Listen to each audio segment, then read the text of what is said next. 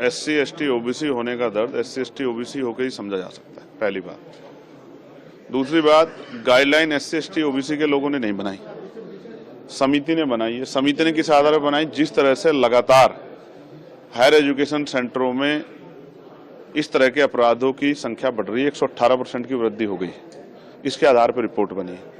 पहली बात यह है, जो लोग विरोध कर रहे हैं 90% लोगों ने शायद पढ़ा नहीं है, क्योंकि उन्होंने उसमें आर्थिक रूप से कमजोर वर्गों के बच्चों को भी जोड़ा है, दिव्यांगजनों को भी जोड़ा है, तो सिर्फ एससी एसटी के लिए नहीं, ओबीसी को भी जोड़ा है। तो मेरी समझ में ये नहीं आ रहा है कि जब उसमें ईडब्ल्यूएस यानी कि आर्थिक रूप से कमजोर वर्गों को जोड़ दिया गया है, जिसमें सारे ही सामान्य जाति के बच्चे हैं, ये अलग जो है आर्थिक रूप से कमजोर वर्ग है जिसमें एससी एसटी ओबीसी नहीं है, सिर्फ सामान्य जाति के बच्चों को 10% आरक्षण दे दिया गया है, तो उनको भी उसमें ऐड कर लिया गया। तो फिर किसी को दिक्कत क्या हो रही है? फिर वो सामान्य के, दलित के और पिछड़ों क्या? मैं तो इसको एक ट्रैप मानता हूँ।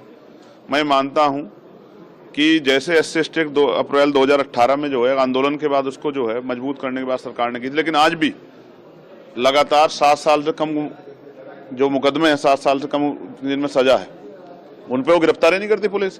तो इम्प्लीमेंटेशन सबसे इंपॉर्टेंट होता है, तो सरकार इंप्लीमेंट तो करा नहीं पा रही। मैं आपको उदाहरण बताता हूँ, बच्चों की बात कर रहे हैं, प्रोफेसर, असिस्टेंट प्रोफेसर, एसोसिएट प्रोफेसरों के हाल पूछे आप जाके यूनिवर्सिटियों में। आप कोई पीएसयू उठा लीजिए जहाँ रोस्टर फुलफिल हो रहा हो, जहाँ प्रमोशन दिया जा रहा हो, आपको डीओपीटी गाइडलाइन फुलफिल हो रही है 45 दिन वाली, उसे भी छोड़िए। आप कोई सी सरकारी डिपार्टमेंट उठा लीजिए। अब मैं आपको इसी की बात करता हूँ, केंद्रीय विश्वविद्यालयों में सामाजिक न्याय सरकार का सुनिए, 45 विश्वविद्यालय हैं, एक एससी का कुलपति, एक एसटी का और 5 ओबीसी के, 45 में से 7। कितना सामाजिक न्याय देखिए। उससे आगे बढ़िए, ओबीसी के 80% पद खाली है, एसटी के 83% पद खाली है और एससी के 64% पद खाली है। आप बताइए कौन सा सामाजिक न्याय सरकार कर रही है? जो आंखों में दिख रहा है उस पर वो हो रहा है। मुझे ऐसा लगता है कुछ लोगों को जो अपना जन्म से अधिकार मानते थे, कमजोर वर्गों को, मैंने अपनी कानों से सुना, मैं बच्चों से बैठता हूं, जो कोटे को कोठा कह के जो है अपमानित करते थे। गरीबी एक बड़ा दर्द है, लेकिन जाति भी एक बहुत बड़ा दर्द है। भारत में जाति एक सच्चाई है, जहां आज भी जो है ऑनर किलिंग हो जाती है, जहां आज भी पूरे परिवार, पूरे समाज का बहिष्कार हो जाता है, जहां आज भी जो है अभद्र टिप्पणियां की जाती है, वहां जाति की सच्चाई को आप छिपा नहीं सकते हो। तो मैं नहीं मानता कि ये बेवजह का विरोध क्यों है। और ये अच्छा हुआ कुछ सामान्य जाति के अधिकारियों ने इस्तीफे दिए, मैं उनको बधाई देता हूं कि चाहे वो जानते हुए भी या ना जानते हुए अपने समाज के साथ खड़ा होकर सरकार पर दबाव बनाना चाहते हैं। लेकिन एससी एसटी ओबीसी के नेताओं में तो इतनी हिम्मत भी नहीं है, वो तो मरे हुए हैं, वो तो अपने समाज के हितों के लिए बोल भी नहीं सकते।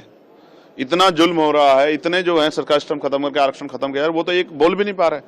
आज इस वजह से एक दर्पण बन गया है कि एससी एसटी ओबीसी के लोग, इनके बुद्धिजीवी, इनके अधिकारी कर्मचारी, इनके जो है समाज के जिम्मेदार लोग देखें कि इनके हित में कौन खड़ा है, उनके विरोध में कौन खड़ा है, कौन इनके खिलाफ जो एजेंडा चला रहा है, कौन इनके खिलाफ जो आंदोलन कर रहा है। ऐसा ही मंडल कमीशन में हुआ था, जब पिछड़े वर्ग के लिए मंडल कमीशन आया तब भी ऐसा ही हुआ था, और आज भी ऐसा ही हो रहा है।